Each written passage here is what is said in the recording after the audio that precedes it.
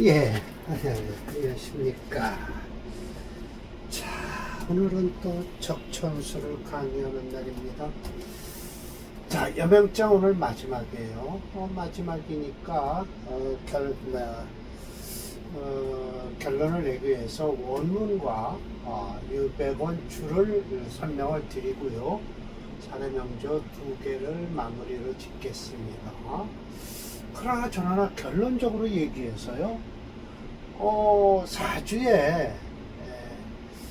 사주로 이렇게 보면, 여자 사주에서 보면 남편과 자식을 논했을 땐 무엇이 중요한가 하면 편안하고 상서로움이 있어야 된다는데, 그 사주가 편안하고 상서로운 건 무엇일까요?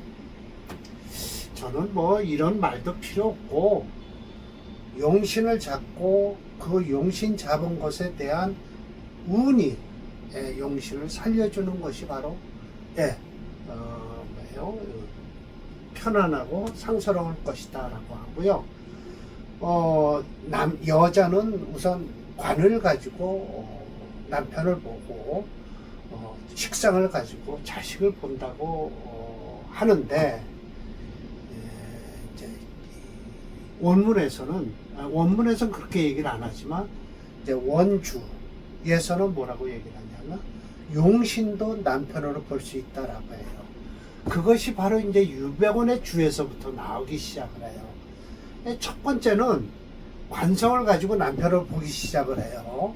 두 번째도 식상을 가지고 자식을 보기 시작하는데 말이 틀려져요. 어떻게 말이 틀려지는지 한번 볼까요?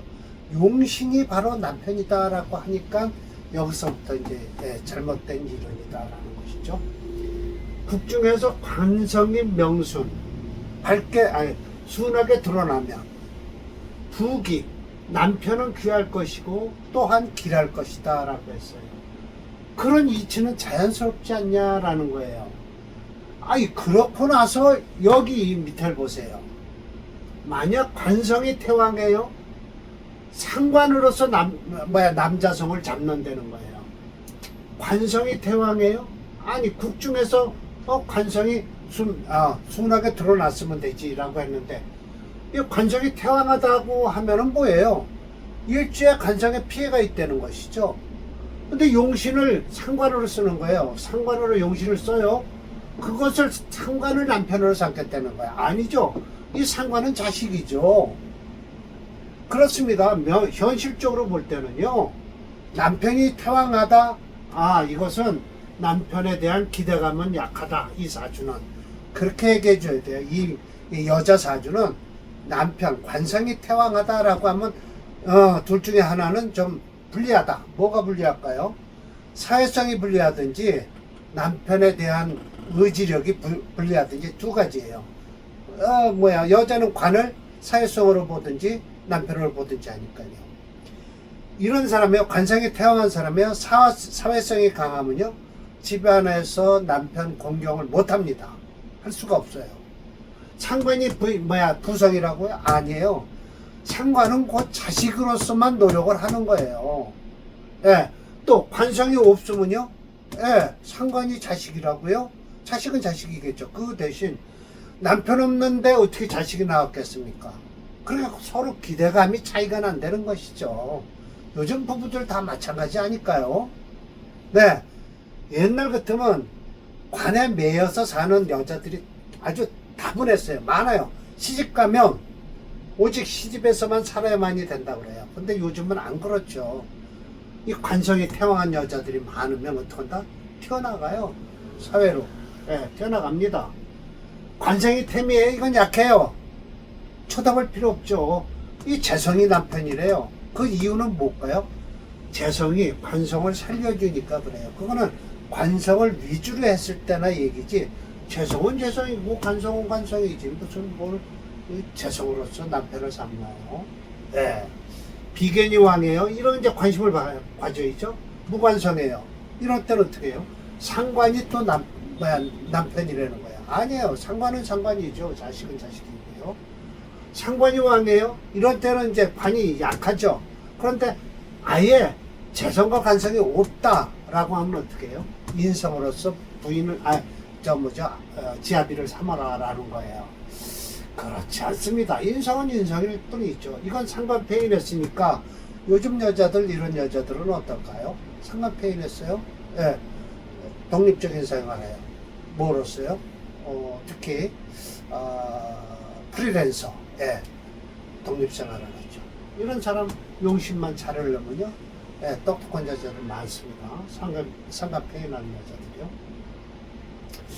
만국이 관성이면요, 일주를 기만할 거 아니에요? 깔볼 거죠? 예. 당연하죠. 남편이 깔볼 거 아닙니까? 부인을. 인수가 반기는데, 그러면 인수를 쓴다는 거예요, 용신으로서. 그러면 남편은 일주를 극하지 않는다. 그렇겠죠? 예, 맞습니다. 만국이 인수예요. 이러면 관기운이, 관성의 기운이 설기가 됩니다. 허약하다는 거예요. 이런 땐 재성으로서 쓰면, 용신을 재성을 쓰면요, 일주가 남편을 극하지 않는다라는 소리는 요건 맞아요. 맞을 수 있습니다. 대체로 남명과 더불어서 자식을 논하는데, 그 자식도 논하고 귀함도 논하는 건 이치상으로는 비슷하다. 극 중에서 상관을 이제 들고 나와요. 이건 자식에 대해서 얘기하는 거예요. 청현 하면은 자식이 귀하고 친숙함이 있다라는데, 이건 자식이 귀하고 친숙하다는 건 자식이 효도를 한다는 뜻이겠죠. 불필요하냐? 그거 말할 필요도 없지 않냐라는 거예요.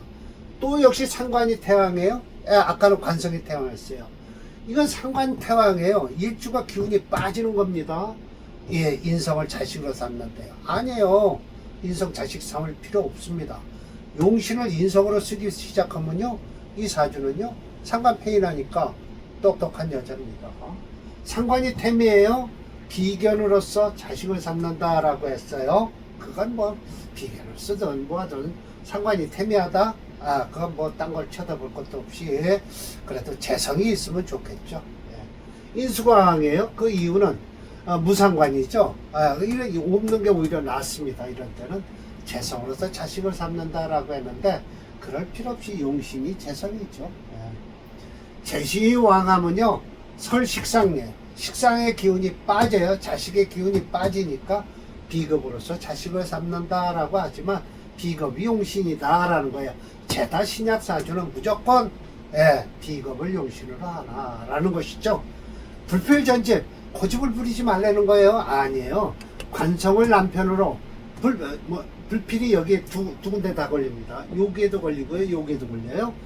요것도 말하지 마라, 요것도 필요치 않다라고 하는 거예요. 관성으로서 남편을 삼는 것과 식상으로서 자식을 삼을 필요는 없다 라고 했지만, 그렇지 않다라는 거예요. 관성은 관성이고 식상은 식상이고 용신은 용신이죠. 그렇죠. 관성이 용신일 땐 남편의 덕이 있을 것이고, 식상이 용신일 땐 자식의 덕이 있을 거예요. 뭘 그거 뭐 뻔자를 가지고 전집하라니요? 말도 안 되죠. 관성은 관성이고 식상은 식상입니다. 자식과 남편 성이 둘 다 복이 많으면 얼마나 좋겠어요? 그렇지만 그렇지 않습니다. 반대로 단지 안상, 아까도 좌우에서 얘기했지만 편안하고 상스럽고 순하고 고요하면 귀하게 될 것이니, 이덕 삼기는 불필론, 이런 건 얘기할 필요도 없다. 좋아요. 한지 역마는 비록 이 경험은 한다 하더라도 결론적으로는 긴 이치는 되지 않는다. 올해 장점이 될 일은 없다. 그 가운데서 연구해보면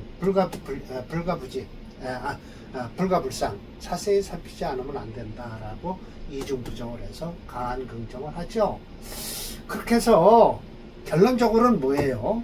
이 원주의 영향을 받은 임철조 선생도 마찬가지로 뭐라 그러냐, 용신이 자식이 된다 그래요.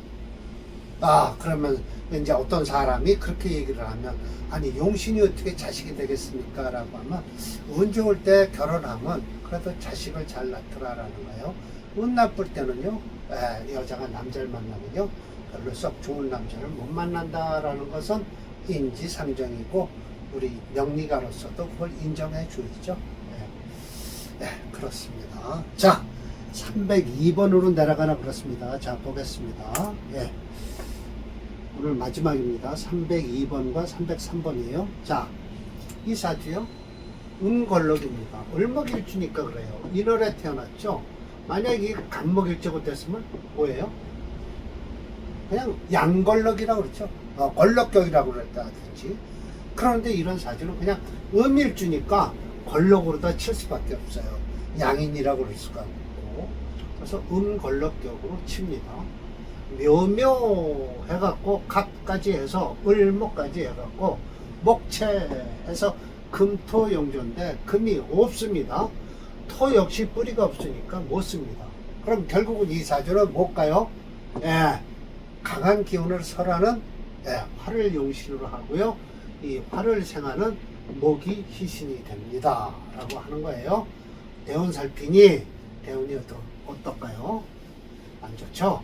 지지로 들어오는 이 수는 그래도 들어올지 괜찮을지 모르지만 임수 대운이 되면 이 병화를 꺼버려요. 이래 참 안타까운 사주가 돼버리죠. 예, 그래서 그대로 철조 선생이 똑같이 설명을 하십니다. 그럼 임수대 이 개수는 왜 그럼 병을 못 굽니까? 그러면요 기토가 있어서 그래도 막아줘요. 네, 임수 이 강한 물은요 기토도 못 먹죠. 예, 그래서 병화가 꺼집니다.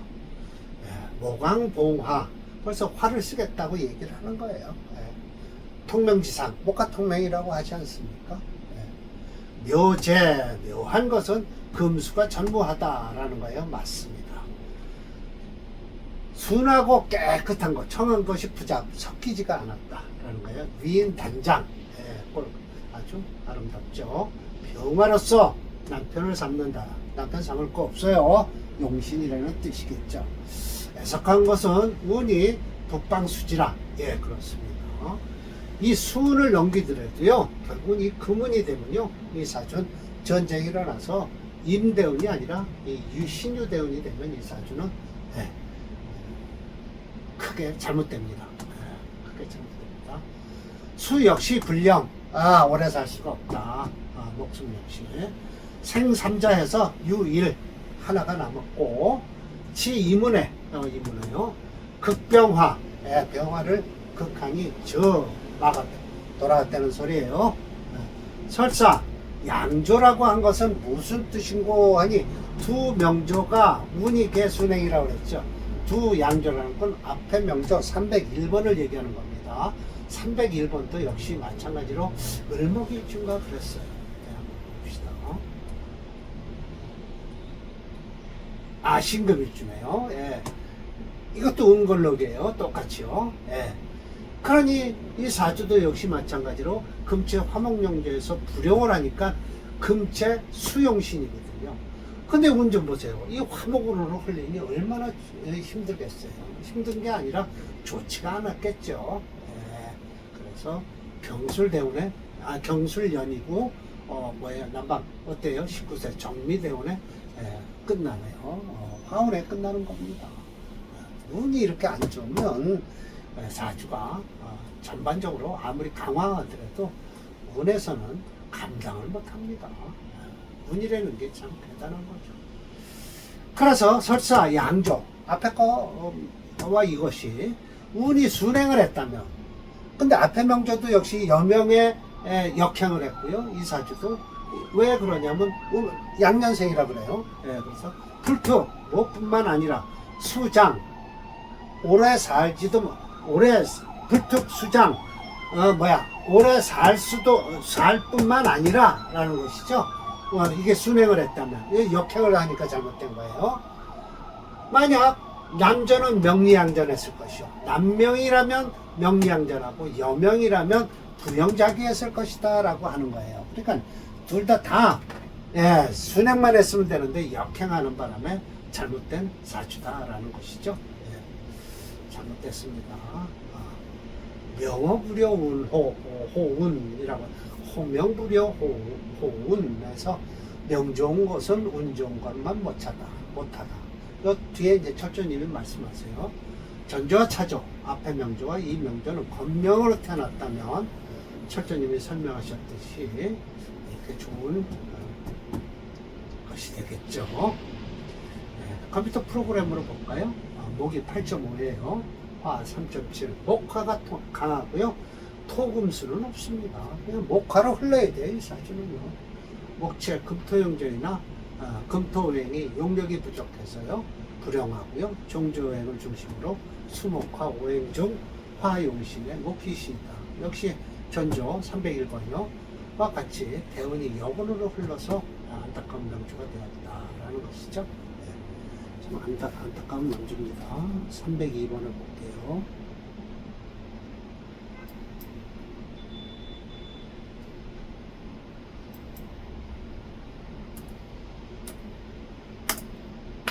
예. 임대운의 안타깝게 끝난 사주죠. 이걸 넘기더라도 이 경신 신유를 못 넘깁니다. 자, 마지막입니다.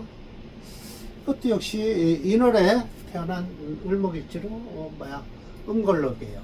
이건 좀 밑으로 내려서 여기다 써놓고 철저 선생님의 말씀을 풀어드릴게요.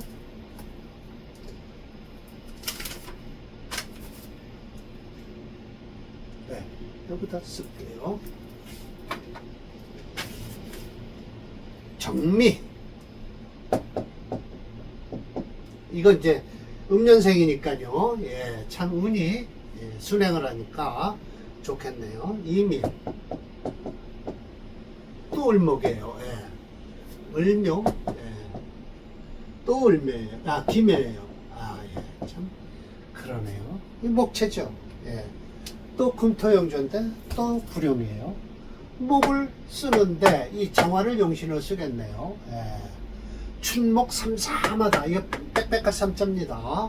나무목 3개. 예, 울창하죠? 울창할 삼자예요. 왕지극이 왕한 것이 극에 달아났다.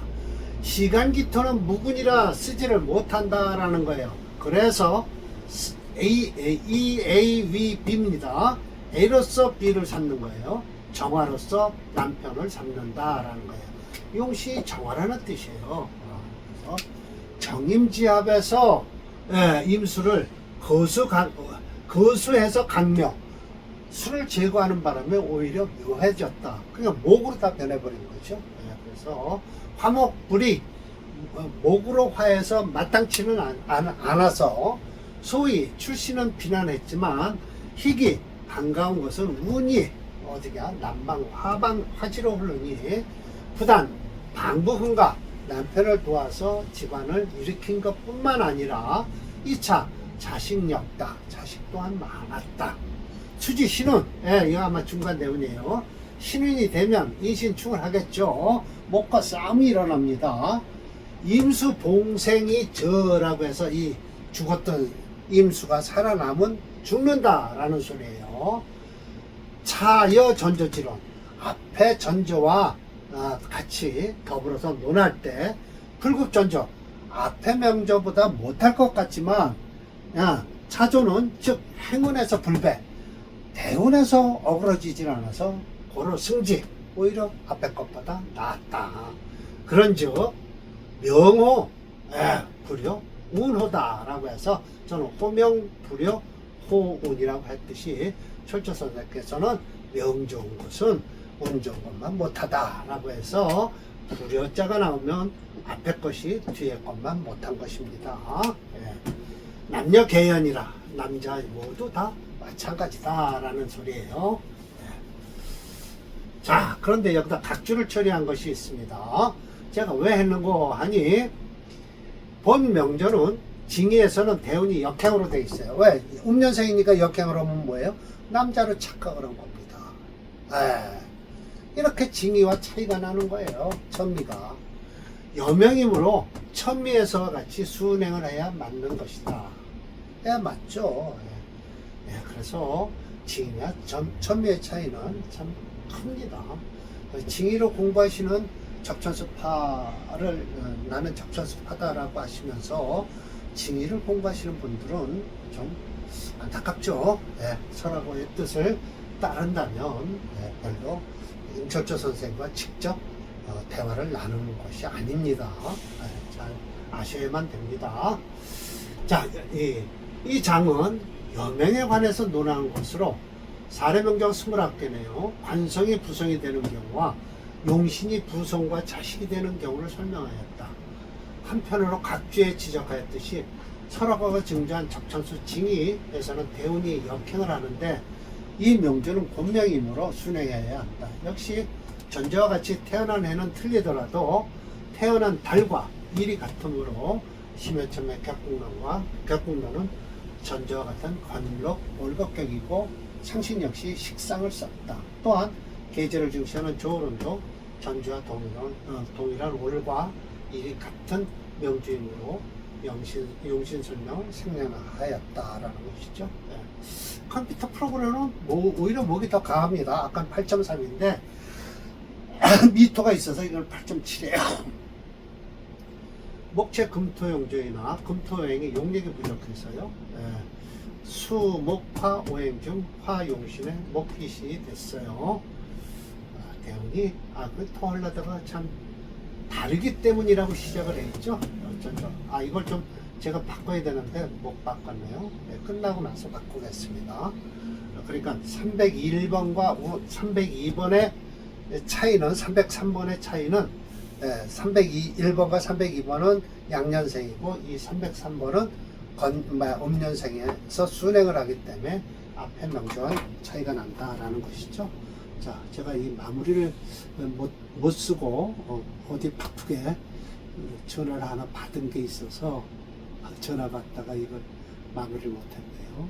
네. 이건 제가 프로그램 끝나고 마무리 짓겠습니다. 네, 303번 전화 받고 제가 깜빡했네요. 예, 좋죠.